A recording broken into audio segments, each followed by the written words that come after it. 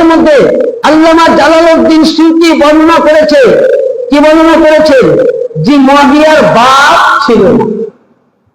মানে মুয়াবিয়া যখন মায়ের পেটে 6 মাসের সন্তান আবু সুফিয়ান বিয়ে করেন, তাহলে বলুন সন্তান যাদের সন্তান না ভালো সন্তান, হ্যাঁ, তাকে তোমরা কাকি বহি। আরে মুয়াবিয়া কখন কোরআন লিখলো? কারণ মক্কা বিজয় হয়েছে 6 হিজরির পর, আর মুয়াবিয়া ঈমান আনছে 10 হিজরিতে, আর 9 হিজরিতে কোরআন অবতীর্ণ হচ্ছে। একদম পুরো মিথ্যা কথা। এরা যেগুলো বাংলাটি লিখেছে কিতাবগুলো আমার কাছে আছে, কিতাবগুলো না পুরো মিথ্যা বলেছে। কারণ দেখুন আমার কাছে একটা দলিল কিতাব আছে, কিতাবটার নাম হলো ইমামে পাক ইয়াসির তালিব। এই কিতাবের মধ্যে আল্লাহর নবী নিজেই ভবিষ্যৎ দিয়েছেন, আমি নয়। যখন পৃথিবীতে মক্কা বলতে মদিনা বলতে কিছু ছিল না, নবী পাক এক মেম্বারের মধ্যে দাঁড়িয়ে কিয়ামতের ঘটনা পর্যন্ত বলে দিয়েছেন। ওই সময় নবী বলেছিলেন লাস্ট পয়েন্টে যে হে আমার সাহাবায়ে কেরাম শুনো, আমার উম্মতের মধ্যে একটি কম আসবে বানি উমাইয়া, যে সর্বপ্রথম আমার ইসলামের মধ্যে তাবদীল ঘটাবে। আর নবী মুস্তাফা বলেছিলেন, তো আল্লাহর নবী কোরআন উঠান, হাফিজ সাহেবের সূরা বানি ইসরাঈলে আছে, লানাতুস সাজরা আয়াত আছে, দেখবেন। হ্যাঁ, আল্লাহর নবী স্বপ্ন দেখছেন যে মসজিদ নববীর মধ্যে কি দেখছেন, বানর লাফাচ্ছে।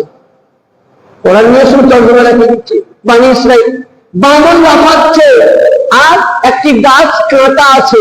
তো আল্লাহর নবীকে স্বপ্ন যখন ধরে গেলেন, আল্লাহর দরবারে আরজি করলেন, রব্বে কাদির, এটা কি স্বপ্ন?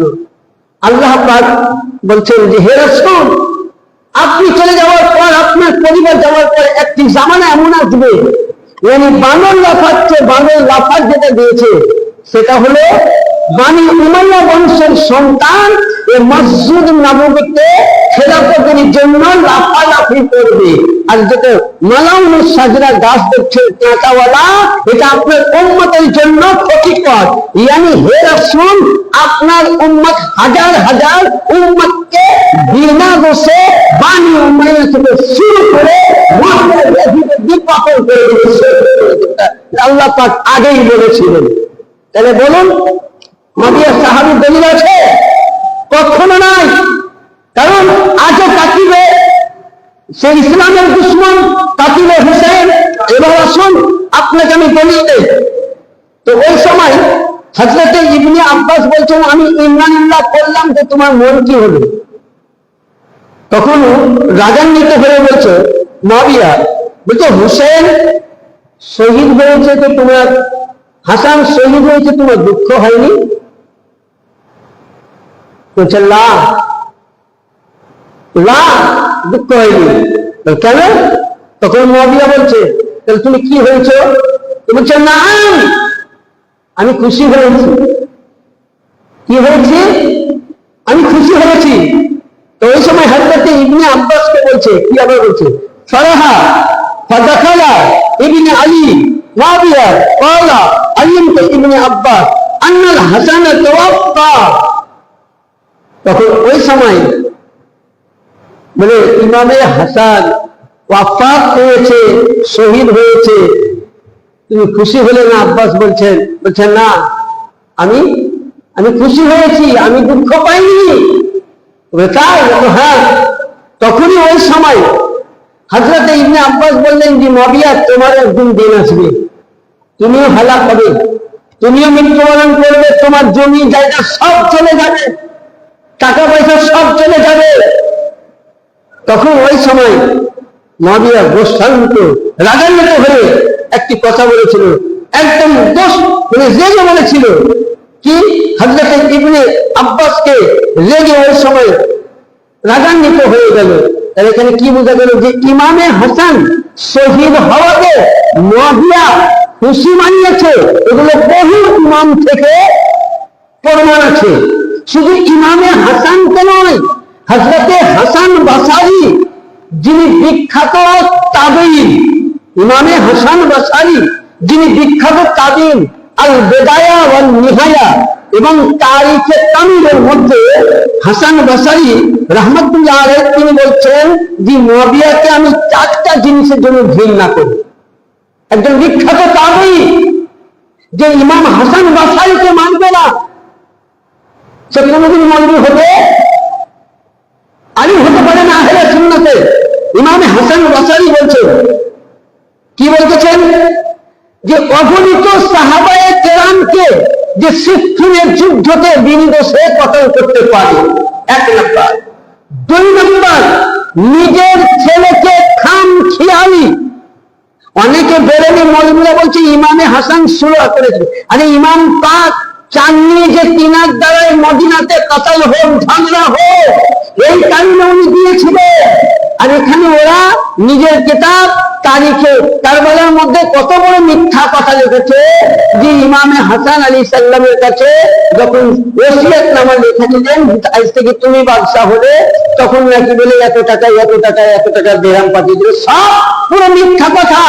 তারিখে কামিল উঠান, আল বিদায়া ওয়াল নিহায়াত উঠান, যে যখন ইমামে হাসান আলাইহিস সালামের কাছে খেলাফত নামা নিয়ে নিলেন, কেন দিলেন?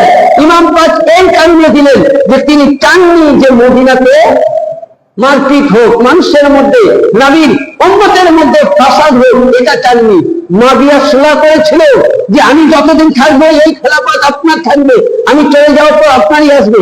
কিন্তু লক্ষ্য করুন, কারণ এটা আগে একটুকু আপনাকে দেখতে হবে, তাহলে বুঝতে পারবেন যে মুআবিয়া যদি এরকম তার বাপটা, তার নাজায়েজ বাপ কেমন ছিল।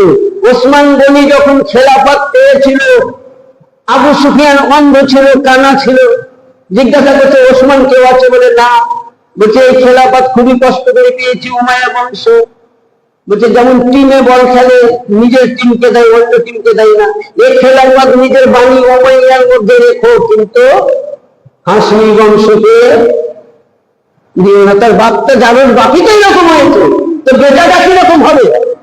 তো মুআবিয়া ওই সময় ইমামে হাসানের পাক আলাইহিস সালামের কাছে সুরাহ করে নিলেন, উনি ছেড়ে দিলেন। কিন্তু উনি চাননি যে কাতাল হোক। শুধু এটা নয়, কত বড় অন্যায় করেছিল মসজিদ মুশরিক বেদিন। যদি ইমামে হুসাইনকে উম্মাতুল মুসলিমিন বলতো, তার উপরেও অত্যাচার করেছে। তাহলে লক্ষ্য করুন, যিনি হচ্ছেন নবীর নওয়াসা, যে আল্লাহ পাক কোরআনে বলছেন মারাজাল বাহরাইনি ইয়ালতাকিয়ান বাইনাহুমা বারযাকুন লা ইয়াবগিয়ান ফাবিআইয়ি আলা'i রাব্বিকুমা তুকাজ্জিমান ইয়াখরুজু মিনহুমাল লুলু ওয়াল মারজান। ইয়ানি আলী ও ফাতেমার নূর থেকে, বেলায়েতের নূর, মুহাম্মাদী নূর, দুইটি নূর থেকে আসলে ইয়াখরুজু মিনহুমাল লুলু ওয়াল মারজান। লুলু বলতে হাসান, মারজান বলতে হাসান, যাদেরকে কোরআনে বলেছেন আল্লাহ পাক হাসান ও হুসেন মারজান আর লুলু বলে আখ্যায়িত করেছে, যাদেরকে কোরআনে নবী আল্লাহ পাক আমিরুল মুমিনিন বলেছেন, যাদেরকে কোরআনে আল্লাহ পাক শাহীদ আকা বলেছেন, যাদেরকে বুখারী ইমাম বুখারী, ইমাম তিরমিজি, ইমাম মুসলিম, ইমাম নাসাঈ, ইমাম যাহাবি, ইমাম বাহকি, এনারা প্রত্যেকেই বলেছেন ইমামে হাসান ও হুসেন মানে জান্নাতের জওয়ানদের সরদার। আর তাকে মুআবিয়া নাকি যে আমিরুল মুমিনিন বলতো, তাকে কতল করতো। তাহলে এই সব কতলকারী কোনদিন সাহাবী হতে পারে? তাহলে যে সাহাবী বলবে, সে জানতে হবে পাক্কা মুশরিক পাখি। সে যদি ইমাম বাকি, যদি মক্কার ইমাম হয়, তার পেছনে নামাজ হবে না। কারণ আরে আমরাও সাহাবীকে মানি, কিন্তু সাহাবিয়াতের মতন হতে হবে। তো হাসান বাসারী বলছে যে ইমামে হাসানকে ইয়ানি জোর দখল করে নিয়েছিল। শুধু এটা নয়, এমনকি ইমামে হাসানকে বিষ দিয়েছিল। কিভাবে বিষ দিয়েছিল? আসুন, যে ইমামে হাসানকে বিষ কেন দেওয়া হয়েছিল? ওই সময় অনেকেই বলে যে ইয়াজিদের পালিব নাকি বিষ দিয়েছিল, এটা ভুল। ওই সময় তো ইয়াজিদ বুঝলেন নিজের রং তামাশা নিয়ে ব্যস্ত। ইমামে হাসান যখন ওকে খেলাফত নামা দিয়ে দিল, এটা দেখলে যে আমি তো ওসিয়ত করেছি, সহি করেছি, আমাকে তো ফেরত দিতে হবে, আমি ফেরত দিব না। তো কি করা যায়? একে কোন রকম গোপনীয় বিষ দিয়ে মারা যায়। কয়েকবার বিষ দিয়েছে, কিন্তু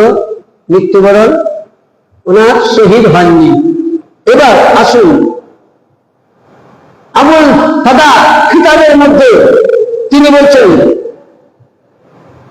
এটা বেরেলি কিতাব থেকে দিচ্ছি, এবং কিতাবটা বিশ্ববিখ্যাত ইমাম বলছেন, তুওয়াফা ফিল হাসান ফিসান্নি সাকাতু জাওজাতুল জায়দাতুল বিনতিল আসআদ কিলা ফাআলতু যালিকা আমিরে মুআবিনা ওয়া হাল আমির ইয়াজিদ। এটা আমার কিতাবে বেরেলির লেখা কিতাবটা তক্কা বেরেলির লেখা। আর ইমাম যিনি লিখেছেন মাওলানার নাম হলো আল্লামা শাকি আহমদ শফি আকবরী। তিনি লিখেছেন কি যে এখানে লিখেছেন আল কামিল তারিখে আল কামিল বেদায়া ওয়া নিহায়ার মধ্যে যে ইমামে হাসান আলাইহিস সালামকে যুক্তি করলো যে এটাকে সরিয়ে দিতে হবে।